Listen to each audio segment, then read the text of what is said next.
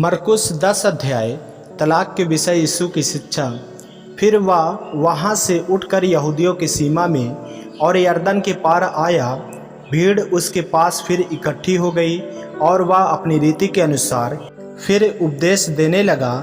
तब फरीसियों ने उसके पास आकर उसकी परीक्षा करने को उससे पूछा, क्या यह उचित है कि पुरुष अपनी पत्नी को त्यागे? उसने उनको उत्तर दिया, मूसा ने तुम्हें क्या आज्ञा दी है? उन्होंने कहा, मूसा ने त्याग पत्र लिखने और त्यागने की आज्ञा दी है।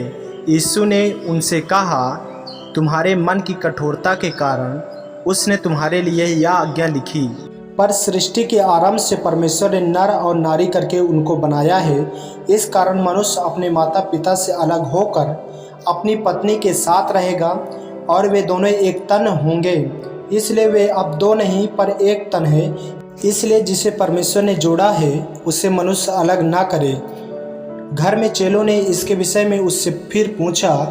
उसने उनसे कहा, जो कोई अपनी पत्नी को त्याग कर दूसरे से विवाह करे तो वह उससे पहले के विरोध में व्यभिचार करता है, और यदि पत्नी अपने पति को छोड़कर दूसरे से विवाह करे तो वह व्यभिचार करती है। बालकों को आशीर्वाद। फिर लोग बालकों को उसके पास लाने लगे कि वह उन पर हाथ रखे, पर चेलों ने उनको डांटा। यीशु ने यह देख क्रोधित होकर उनसे कहा, बालकों को मेरे पास आने दो और उन्हें मना ना करो, क्योंकि परमेश्वर का राज ऐसो ही का है। मैं तुमसे सच सच कहता हूँ कि जो कोई परमेश्वर के राज को बालक के समान ग्रहण न करे वह उसमें कभी प्रवेश न करने पाएगा। और उसने उन्हें गोद में लिया और उन पर हाथ रखकर उन्हें आशीष दी। धनी युवक और अनंत जीवन। जब वह वहाँ से निकलकर मार्ग में जा रहा था तो एक मनुष्य उसके पास दौड़ता हुआ आया और उसके आगे घुटने टेक कर उससे पूछा, हे उत्तम गुरु, अनंत जीवन का अधिकारी होने के लिए मैं क्या करूं? यीशु ने उससे कहा, तू मुझे उत्तम क्यों कहता है? कोई उत्तम नहीं, केवल एक, अर्थात परमेश्वर। तू आज्ञाओं को तो जानता है, हत्या न करना, व्यभिचार न करना, चोरी न करना, झूठी गवाही न देना, छल न करना, अपने पिता और अपनी माता का आदर करना। उसने उससे कहा, हे गुरु, इन सब को मैं लड़कपन से मानता आया हूँ। यीशु ने उस पर दृष्टि करके उससे प्रेम किया और उससे कहा, तुझ में एक बात की घटी है। जा, जो कुछ तेरा है उसे बेचकर कंगालों को दे और तुझे स्वर्ग में धन मिलेगा, और आकर मेरे पीछे हो ले। इस बात से उसके चेहरे पर उदासी छा गई और वह शोक करता हुआ चला गया, क्योंकि वह बहुत धनी था।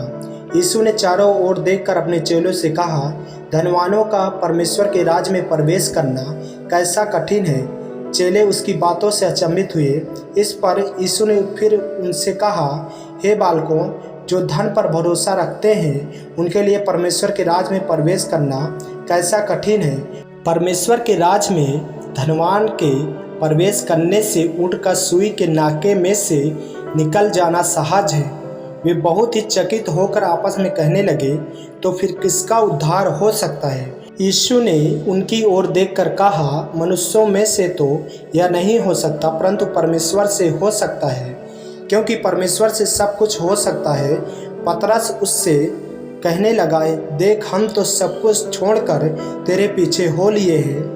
यीशु ने कहा, मैं तुमसे सच कहता हूँ कि ऐसा कोई नहीं जिसने मेरे और सुसमाचार के लिए घर या भाई या बहनों या माता या पिता या बाल बच्चों या खेतों को छोड़ दिया हो और अब इस समय 100 गुना ना पाए, घरों और भाइयों और बहनों और माताओं और बाल बच्चों और खेतों को पश्चाताप के साथ और परलोक में अनंत जीवन। पर बहुत से जो पहले हैं पिछले होंगे और जो पिछले हैं ये पहले होंगे। अपनी मृत्यु के विषय यीशु की तीसरी भविष्यवाणी। वे यरूशलेम को जाते हुए मार्ग में थे और यीशु उनके आगे आगे जा रहा था। चेले अचंभित थे और जो उसके पीछे पीछे चलते थे वे डरे हुए थे। तब वह फिर उन बरहों को लेकर उनसे वे बातें कहने लगा जो उस पर आने वाली थी। देखो, हम यरूशलेम को जाते हैं और मनुष्य का पुत्र प्रधान याजकों और शास्त्रियों के हाथ पकड़ाया जाएगा और वे उसको घात के योग्य ठहराएंगे और अन्य जातियां के हाथ में सौंपेंगे। वे उसको ठट्ठों में उड़ाएंगे, उस पर थूकेंगे, उसे कोड़े मारेंगे और उसे घात करेंगे और 3 दिन के बाद वह जी उठेगा। याकूब और यूहन्ना की विनती। तब जब्दी के पुत्र याकूब और यूहन्ना ने उसके पास आकर कहा, हे गुरु, हम चाहते हैं कि जो कुछ हम तुझसे मांगे वह तू हमारे लिए करे। उसने उनसे कहा, तुम क्या चाहते हो कि मैं तुम्हारे लिए करूं? उन्होंने उससे कहा, हमें यह दे कि तेरी महिमा में हम में से एक तेरे दाहिने और दूसरा तेरे बाएं बैठे। यीशु ने उससे कहा, तुम नहीं जानते कि क्या मांगते हो। जो कटोरा मैं पीने पर हूँ क्या तुम पी सकते हो, और जो बपतिस्मा मैं लेने पर हूँ क्या तुम ले सकते हो? उन्होंने उससे कहा, हमसे हो सकता है। यीशु ने उनसे कहा, जो कटोरा मैं पीने पर हूँ तुम पियोगे और जो बपतिस्मा मैं लेने पर हूँ उसे लोगे, पर जिनके लिए तैयार किया गया है उन्हें छोड़ और किसी को अपने दाहिने और अपने बाएं बैठाना मेरा काम नहीं। यह सुनकर 10 याकूब और यूहन्ना परेशाने लगे। तो यीशु ने उनको पास बुलाकर उनसे कहा, तुम जानते हो कि जो अन्य जातियों के हकीम समझे जाते हैं वे उन पर प्रभुता करते हैं और उनमें जो बड़े हैं उन पर अधिकार जताते हैं। पर तुम में ऐसा नहीं, वरन जो कोई तुम में बड़ा होना चाहे वह तुम्हारा सेवक बने, और जो कोई तुम में प्रधान होना चाहे वह सबका दास बने। क्योंकि मनुष्य का पुत्र इसलिए नहीं आया कि उसकी सेवा टहल की जाए, पर इसलिए आया कि आप सेवा टहल करें और बहुतों को छुड़ौती के लिए अपना प्राण दे। अंधे बरतिमाई को दृष्टिदान। वे यरीहो में आए, और जब वह और उसके चेले और एक बड़ी भीड़ यरीहो से निकलती थी, तब तिमाई का पुत्र बरतिमाई एक अंधा भिखारी सड़क के किनारे बैठा था।